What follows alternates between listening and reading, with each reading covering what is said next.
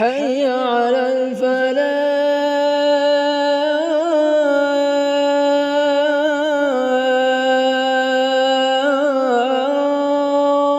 Programme کے آغاز کے لیے محمد مقیم تشریف لائیں اور تلاوت کلام پاک سے اس پروگرام کا آغاز کریں۔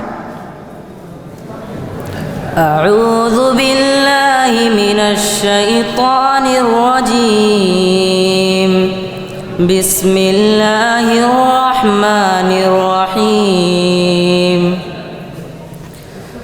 یا یحییٰ خذ الکتاب بقوة وآتیناہ الحکم صبیا وحنانا من لدنا وزکاة وكان تقيا وبرا بوالديه ولم يكن جبارا عصيا وسلام عليه يوم ولد ويوم يموت ويوم يبعث حيا واذكر في الكتاب مريم إذ انتبذت من أهلها مكانا شرقيا فاتخذت من دونهم حجابا فأرسلنا إليها روحنا فتمثل لها بشرا صبيا قالت إني أعوذ بالرحمن منك إن كنت تقيا قال إنما أنا رسول ربك لأهب لك غلاما زكيا فاتخذت من دونهم حجابا فأرسلنا إليها روحنا فتمثل لها بشرا سويا قالت إني أعوذ بالرحمن منك إن كنت تقيا قال إنما أنا رسول ربك لأهب لك غلاما زكيا قالت أنى يكون لي غلام ولم يمسسني بشر ولم أك بغيا قال كذلك قال ربك هو علي هين ولنجعله آية للناس ورحمة منا وكان أمرا مقضيا فحملته فانتبذت به مكانا قصيا فأجاءها المخاض إلى جذع النخلة قالت يا ليتني مت قبل هذا وكنت نسيا منسيا فناداها من تحتها ألا تحزني قد جعل ربك تحتك سريا وهزي إليك بجذع النخلة تساقط عليك رطبا جنيا صدق الله العظيم۔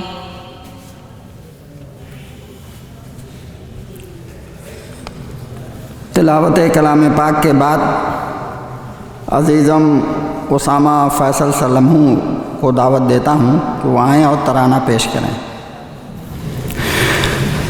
اے میرے ہم نشیں چل کہیں اور چل، اس چمن میں ہمارا گزارا نہیں، بات پھولوں کی ہوتی تو سہ لیتے ہم، اب تو کانٹوں پہ بھی حق ہمارا نہیں، بات پھولوں کی ہوتی تو سہ لیتے ہم، اب تو کانٹوں پہ بھی حق ہمارا نہیں، ہاتھ میری تباہی میں ان کا ہی تھا جن کو اپنا سمجھ سمجھتا رہا آج تک، ہاتھ میری تباہی میں ان کا ہی تھا، جن کو اپنا سمجھتا رہا آج تک، غیر تو غیر ہے، غیر سے کیا گلا، میرا غیروں کی جانب اشارہ نہیں، غیر تو غیر ہے، غیر سے کیا گلا، میرا غیروں کی جانب اشارہ نہیں۔ جب بھی اہل چمن کو ضرورت پڑی، خون ہم نے دیا گردن پیش کی،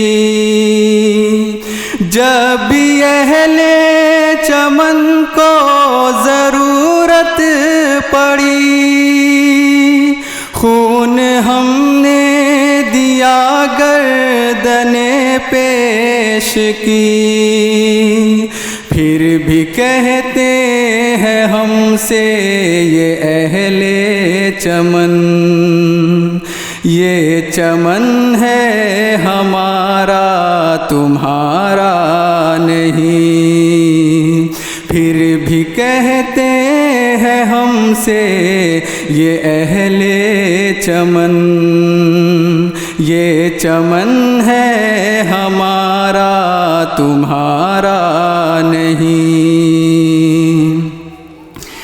دیکھتے دیکھتے عظمتیں مٹ گئی، عزتیں لٹ گئی، غیرتیں بک گئی، دیکھتے دیکھتے عظمتیں مٹ گئی، عزتیں لٹ گئی، غیرتیں بک گئی، ایسے جینے سے بہتر ہے مر جائیں ہم، ایسا جینا تو ہم کو گوارا نہیں، ایسے جینے سے بہتر ہے مر جائیں ہم، ایسا جینا تو ہم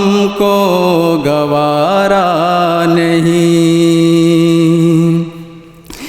جانے کس کی لگن، کس کی دھن میں مگن، جا رہے ہو کہ مڑ کے بھی دیکھا نہیں، جانے کس کی لگن، کس کی دھن میں مگن، جا رہے ہو کہ مڑ کے بھی دیکھا نہیں، ہم نے آواز پہ تم کو آواز دی، پھر بھی کہتے ہو ہم کو پکارا نہیں، ہم نے آواز پہ تم کو آواز دی، پھر بھی کہتے ہو ہم کو پکارا نہیں۔ ظالموں اپنی قسمت پہ نازا نہ ہو، دور بدلے گا یہ وقت کی بات ہے، ظالموں اپنی قسمت پہ نازا نہ ہو، دور بدلے گا یہ وقت کی بات ہے، وہ یقیناً سنے گا صدائیں میری کیا تمہارا خدا ہے ہمارا نہیں، وہ یقیناً سنے گا صدائیں میری۔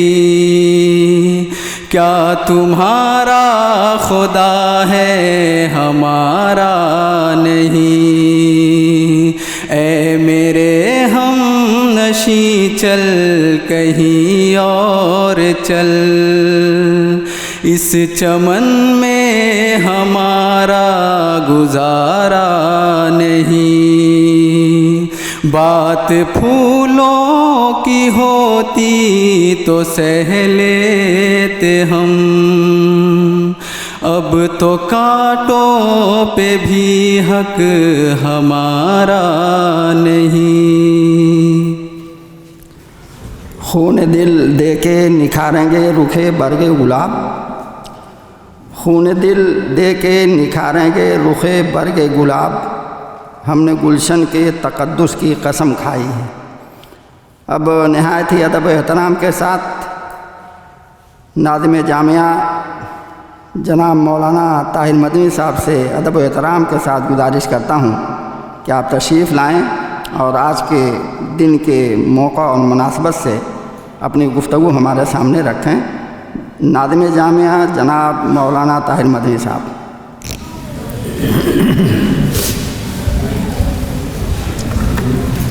الحمدللہ وکفا وسلام علی عبادہ الذین اصطفیٰ، اما بعد، محترم ذمہ داران جامعہ، اساتذہ کرام اور عزیز طلبہ، آج ہمارے ملک کا ایک اہم دن ہے، یوم جمہوریہ ہے۔ ملک کی تاریخ میں اس کی ایک خاص اہمیت ہے، اس لیے پورے ملک میں یوم جمہوریہ کی تقریبات منائی جاتی ہیں، اور اس دن کی جو تاریخ ہے، اس کی جو اہمیت ہے، اس کو یاد کیا جاتا ہے۔ 15 اگست 1947 کو ہمارا ملک انگریزوں کی غلامی سے آزاد ہوا، اور اس کے بعد ایک انتہائی بڑا اور اہم مسئلہ یہ تھا کہ ملک کا آئین اور اس کا دستور مرتب کیا جائے۔ دستور ساز اسمبلی نے ڈاکٹر امبیڈکر کی صدارت میں مسلسل کوشش کی، اور 2 سال 11 مہینے 18 دن کی محنت کے بعد ہندوستان کا دستور تیار ہوا، اور 26 جنوری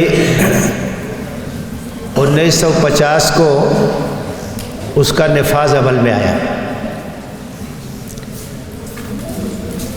73 سال اس پر گزر گئے۔ اس میں ترمیمات بھی ہوتی رہی ہے۔ ظاہر ہے کہ انسانوں کا بنایا ہوا دستور وہ اس بات کا محتاج ہوتا ہے کہ نظر ثانی ہوتی رہے، ترمیم ہوتی رہے، اس میں اضافہ ہوتا رہے۔ تو ہمارے دستور میں بھی پارلیمنٹ کے ذریعے سے ترمیمات ہوتی رہی ہیں اور ہوتی رہیں گی۔ ہندوستان ایک بہت بڑا ملک ہے۔ اس وقت ہماری آبادی یہ 140 کروڑ تک پہنچ گئی۔ چائنا کے بعد سب سے بڑی آبادی ہے، اور اس کی ایک خصوصیت یہ بھی ہے کہ ایک جمہوری ملک ہے، اور جمہوری طریقے سے یہاں حکومتوں کی تبدیلیاں ہوتی ہیں، انتخابات ہوتے ہیں، الیکشن ہوتے ہیں، اگرچہ اس میں بہت سی اصلاحات کی ضرورت ہے، لیکن یہ غنیمت ہے کہ جمہوریت باقی ہے، اور جمہوری طریقے سے حکومتوں میں تبدیلیاں یہاں ریاستی سطح پہ بھی اور ملکی سطح پر بھی ہوتی رہتی ہیں۔ اس آئین نے ہندوستان میں رہنے والے مختلف مذاہب کے لوگوں کو حقوق دیے ہیں، دستوری ضمانتیں دی ہیں، اور شہریوں کا یہ فرض بنتا ہے کہ وہ بنیادی حقوق کی حفاظت کے لیے کام کریں، اور جو ہم آہنگی ہونی چاہیے یہاں رہنے والے لوگوں میں، محبت اور اخوت کی فضا ہونی چاہیے، اس کو باقی رکھنے کی کوشش کریں۔ یہ بات معلوم ہے کہ آزادی کی جنگ بہت طویل عرصے تک جاری رہی، اور انگریزوں کے خلاف لڑائی میں یہاں کے تمام باشندوں نے حصہ لیا، کندھے سے کندھا ملا کر بڑی قربانیاں دیں، اور ان طویل قربانیوں کے بعد ملک آزاد ہوا۔ ایک خواب تھا، لوگوں نے ایک سپنا دیکھا تھا کہ ملک جب آزاد ہوگا، ہماری اپنی حکومت ہوگی، تو ملک میں خوشحالی بھی آئے گی، امن اور امان بھی ہوگا، بھائی چارہ بھی مضبوط ہوگا، اور ملک ترقی کرے گا، آزادی کے ساتھ رہنے کا یہاں سب کو موقع ملے گا، اقلیتیں بھی محفوظ ہوں گی، اور انسانی حقوق کا احترام ہوگا۔ ان خوابوں کے ساتھ آزادی کی جنگ میں لوگوں نے حصہ لیا۔ اس کے بعد دستور بنا۔ آج جب کہ اس دستور کے نفاذ پہ 73 سال کا عرصہ گزر گیا ہے، یہ جائزہ لینے کی ضرورت ہے کہ جو خواب دیکھے گئے تھے وہ کس حد تک شرمندہ تعبیر ہوئے، جو عزائم اور منصوبے تھے وہ کہاں تک پائے تکمیل تک پہنچے، اور جس خوشحالی اور سماجی ہم آہنگی اور بھائی چارے کی ضمانت دی گئی تھی، اس کی کیا صورتحال ہے۔ یوم احتساب ہے، جائزے کا موقع ہے، اور وہ جائزہ ہمیں لینا چاہیے۔ دستور ہند کی تمہید میں جو بات کہی گئی ہے اسے ایک بار ذہن میں تازہ کر لینا چاہیے، تاکہ اس کی روشنی میں آج کی صورتحال کا جائزہ لیا جا سکے۔ بھارت کے آئین کی تمہید میں یہ بات لکھی ہوئی ہے کہ ہم بھارت کے عوام متانت اور سنجیدگی سے عزم کرتے ہیں کہ بھارت کو ایک مقتدر، سماج وادی، غیر مذہبی عوامی جمہوریہ بنائیں، اور اس کے تمام شہریوں کے لیے حاصل کریں انصاف، سماجی، معاشی اور سیاسی آزادی، خیال، اظہار، عقیدہ، دین اور عبادت، مساوات باعتبار حیثیت اور مواقع، اور ان سب میں اخوت کو ترقی دیں، جس سے فرد کی عظمت اور قوم کے اتحاد اور سالمیت کا تیقن ہو۔ اپنی آئین ساز اسمبلی میں آج 26 نومبر 1949 کو یہ آئین ذریعہ احاطہ اختیار کرتے ہیں، وضع کرتے ہیں اور اپنے آپ پہ نافذ کرتے ہیں۔ جو آئین ساز اسمبلی تھی اس نے 26 نومبر 1949 کو آئین کو منظور کیا، اسے پاس کیا، اور اس کے بعد جو ضروری کارروائیاں ہیں ان کو انجام دیتے ہوئے 26 جنوری 1950 کو یہ آئین نافذ ہو گیا۔ اس تمہید کے اندر جو باتیں کہی گئی ہیں اس میں ایک بات تو یہ ہے کہ ہمارے ملک نے یہ راستہ اختیار کیا کہ یہ سرمایہ دارانہ طریقہ کار پہ نہیں چلے گا، بلکہ ایک اشتراکی طریقہ کار کو اپنی پالیسی میں یہ اختیار کرے گا اور غیر مذہبی ہوگا، کسی مذہب کا جانبدار نہیں ہوگا، اور تمام مذاہب کو یہاں پھلنے پھولنے کا موقع ہوگا۔ سرکاری سطح پر کسی مذہب کی طرفداری نہیں کی جائے گی۔ اس میں جو ضمانتیں دی گئی ہیں شہریوں کے لیے وہ بہت اہم ہیں اور ان کو ذہن میں رکھنا چاہیے، اس لیے کہ کسی جمہوریت کا کمال یہ ہوتا ہے کہ وہاں جو بنیادی حقوق ہیں ان کی حفاظت کی جائے اور شہریوں کو ان کا شعور بھی ہو، اپنے حقوق کا بھی شعور ہو، اپنی ذمہ داریوں کا بھی شعور ہو۔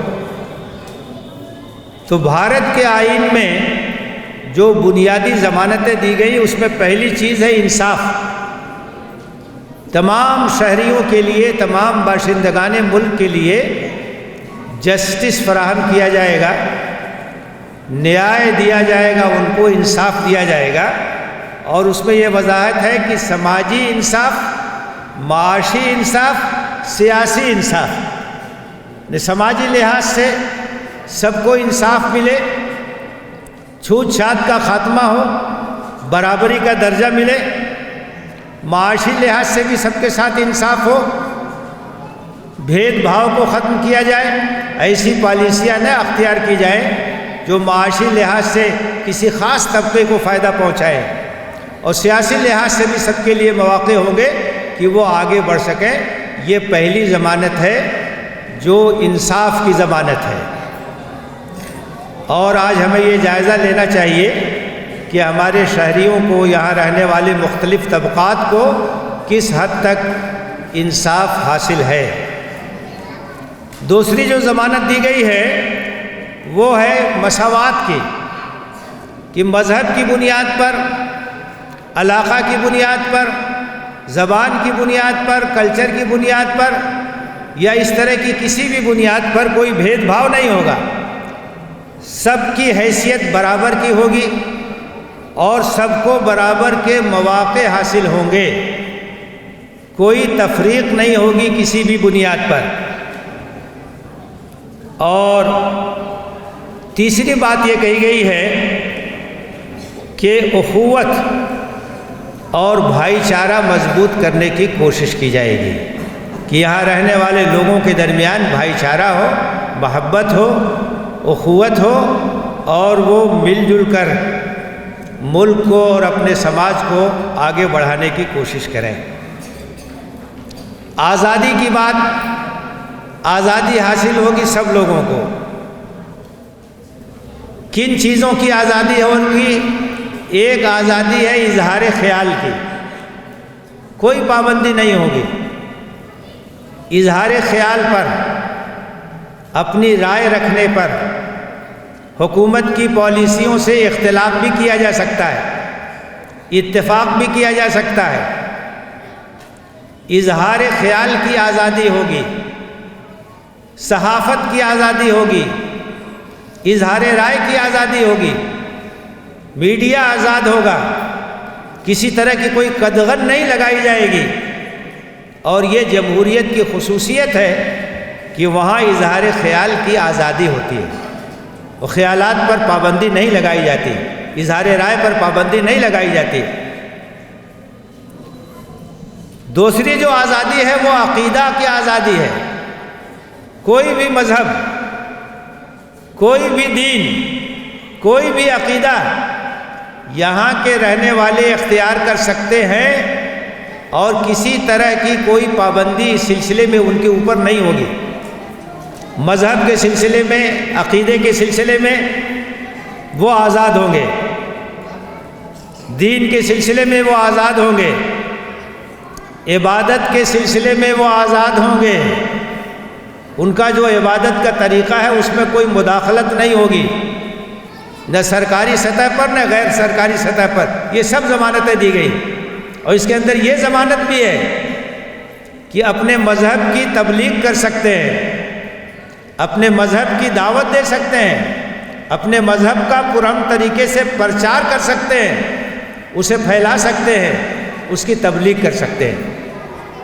اور ظاہر ہے کہ اس کے اندر یہ بات بھی شامل ہے کہ اپنی آزادی سے یہاں کے رہنے والے کوئی بھی مذہب اختیار کر سکتے ہیں، اور مذہب اختیار کرنے کے سلسلے میں ان کے اوپر کوئی قدغن نہیں لگائی جا سکتی اور ان کے اوپر کوئی پابندی نہیں لگائی جا سکتی.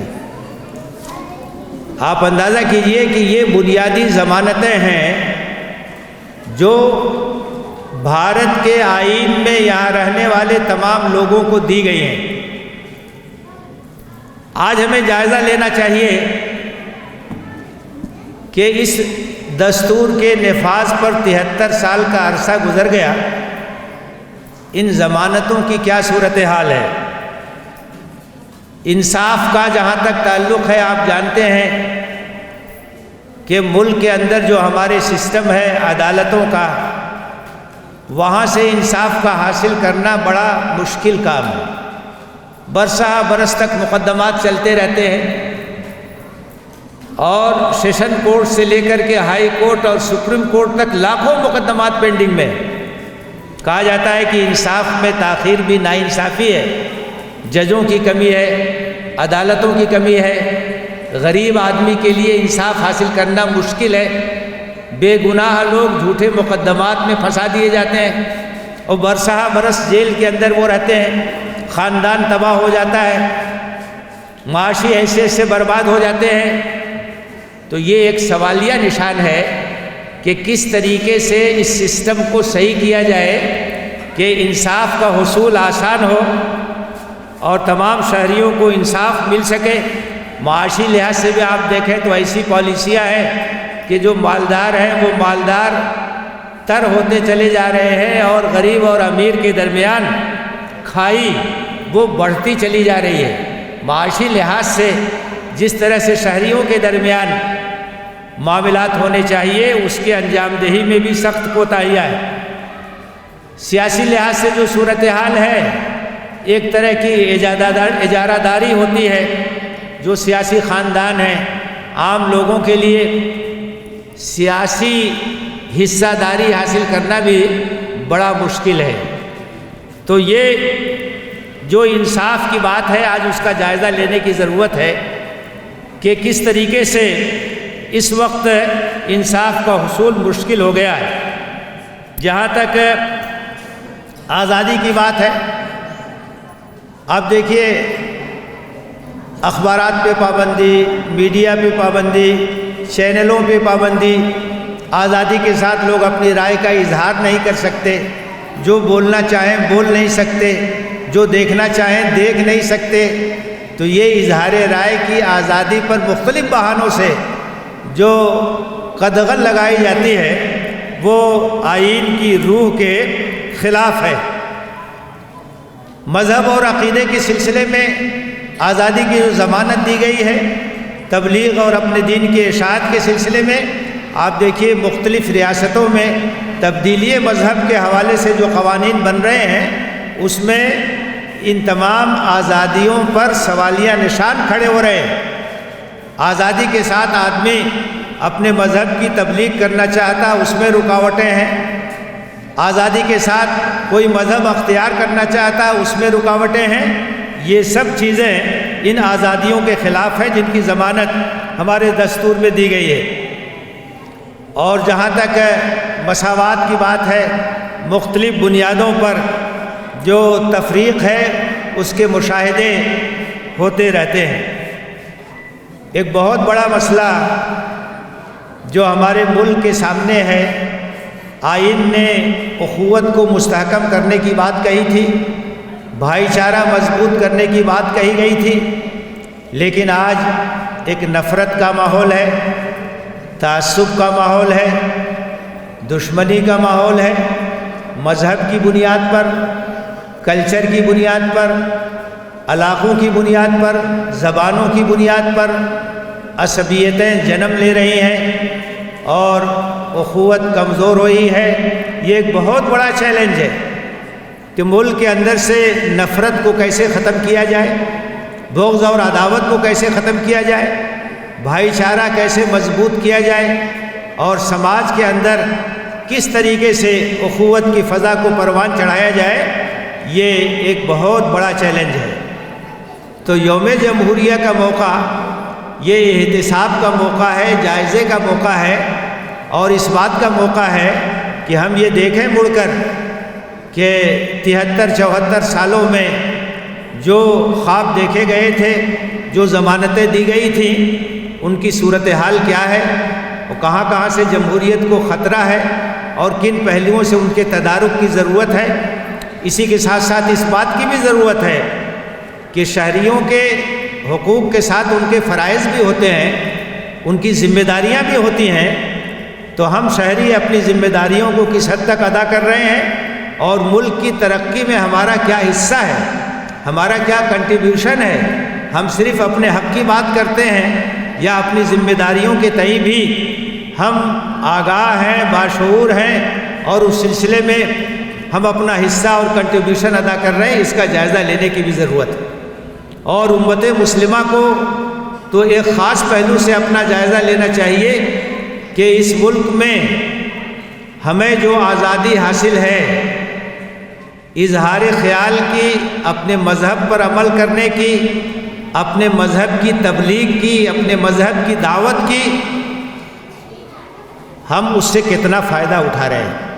یہاں کے تمام باشندوں کی یہ ذمہ داری ہے کہ ملک کی نجات جس راستے میں وہ سمجھتے ہیں، اس راستے کی وضاحت پورے اعتماد کے ساتھ وہ ملک کے سامنے کریں، اور امت مسلمہ کے افراد کا اس بات پر یقین اور عقیدہ ہے، اذعان ہے کہ انسانیت کی فلاح و بہبود اللہ کی بندگی کی راستے میں ہے، اللہ کے دین میں ہے، وہی صراط مستقیم ہے، وہی انسانیت کے مسائل کو حل کر سکتا ہے۔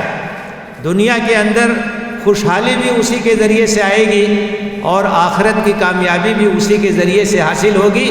اس لیے ہماری یہ ذمہ داری بنتی ہے کہ ہم اسلام کا تعارف کرائیں، اسلام کا پیغام عام کریں، اسلام کی دعوت اپنے ملک کے باشندوں کے سامنے پیش کریں، اور اسلام کو ایک بہترین نظام کی حیثیت سے، ایک بہترین متبادل نظام کی حیثیت سے پیش کریں، اور ہم یہ بتائیں کہ کس طریقے سے اسلام ہمارے روحانی مسائل کو بھی حل کرتا ہے، اور ہمارے معاشی مسائل کو بھی حل کرتا ہے، سماجی مسائل کو بھی حل کرتا ہے، اور سیاسی مسائل کو بھی حل کرتا ہے۔ یہ ایک بہت بڑی ذمہ داری ہے مسلمانوں کی۔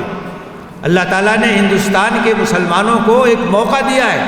اتنی بڑی تعداد میں ہندوستان کے اندر مسلمان رہتے ہیں، انڈونیشیا کے بعد سب سے بڑی آبادی کسی ملک میں اگر مسلمانوں کی رہتی ہے تو وہ ہندوستان ہے۔ اگر ہندوستان کے مسلمان مخلصانہ طریقے سے اللہ کے دین پر عمل کریں اور اپنی زندگی، اپنے خاندان، اپنے معاشرے کے ذریعے سے اسلامی تعلیمات کا تعارف کرائیں اور باشندگان ملک کے سامنے دعوت اسلامی کا فریضہ محکم دلائل کے ساتھ انجام دیں، تو اسلام کے فروغ کے لیے بہت مواقع یہاں حاصل ہیں۔ لوگ پریشان ہیں غربت کی وجہ سے، جہالت کی وجہ سے، نفرت کی وجہ سے، نابرابری کی وجہ سے، ناانصافی کی وجہ سے، بہت سارے مسائل ہیں۔ ان مسائل کو اسلام کس طریقے سے حل کرتا ہے اور کس طریقے سے اس سے پہلے حل کیا ہے، یہ لوگوں کے سامنے پیش کرنا یہ امت مسلمہ کی ذمہ داری ہے۔ تو ہمیں اپنی کمزوریوں کو دور کرنا ہوگا، اپنی اصلاح کرنی ہوگی، ایمانی لحاظ سے، اخلاقی لحاظ سے، سماجی لحاظ سے، تعلیم کے میدان میں اپنے آپ کو آگے بڑھانا ہوگا، معاشی استحکام کی طرف ہمیں توجہ دینی ہوگی، اور برادران وطن کے سامنے پورے اعتماد اور پورے یقین کے ساتھ اسلام کی دعوت کو پیش کرنا ہوگا۔ یہی اللہ کے رسول صلی اللہ علیہ وسلم کا اسوہ ہے، اور یہی ہمارا وہ فرض منصبی ہے جس کے لیے اللہ تعالیٰ نے ہمیں پیدا کیا ہے۔ قرآن مجید میں اللہ تعالیٰ نے فرمایا ہے اپنے نبی کو خطاب کر کے، قُلْ هَٰذِهِ سَبِيلِي أَدْعُو إِلَى اللَّهِ عَلَىٰ بَصِيرَةٍ أَنَا وَمَنِ اتَّبَعَنِي وَسُبْحَانَ اللَّهِ وَمَا أَنَا مِنَ الْمُشْرِكِينَ۔ اے نبی کہہ دیجئے یہ میرا راستہ ہے، میں اللہ کی طرف بلا رہا ہوں، پورے شرح صدر کے ساتھ میں بھی بلا رہا ہوں، اور میرے متبعین بھی بلا رہے ہیں، اور اللہ پاک ہے ہر کمزوری سے، اور میں مشرکین میں سے نہیں ہوں۔ تو امت مسلمہ کو بھی اپنا احتساب کرنا چاہیے، اپنا جائزہ لینا چاہیے، اور جو مواقع حاصل ہیں اسلام کی دعوت کو آگے بڑھانے کے لیے ان مواقع سے بھرپور استفادہ کرنا چاہیے۔ اس موقع پر اللہ ہمیں اپنے احتساب کی توفیق دے، اپنا جائزہ لینے کی توفیق دے، اور اس ملک کے اندر اسلام کے پیغام کو عام کرنے کے لیے ہر طرح کی قربانی کی اللہ ہمیں توفیق دے۔ جو کوششیں ہو رہی ہیں اللہ تعالیٰ انہیں قبول فرمائے، آمین۔ وآخر دعوانا ان الحمدللہ رب العالمین۔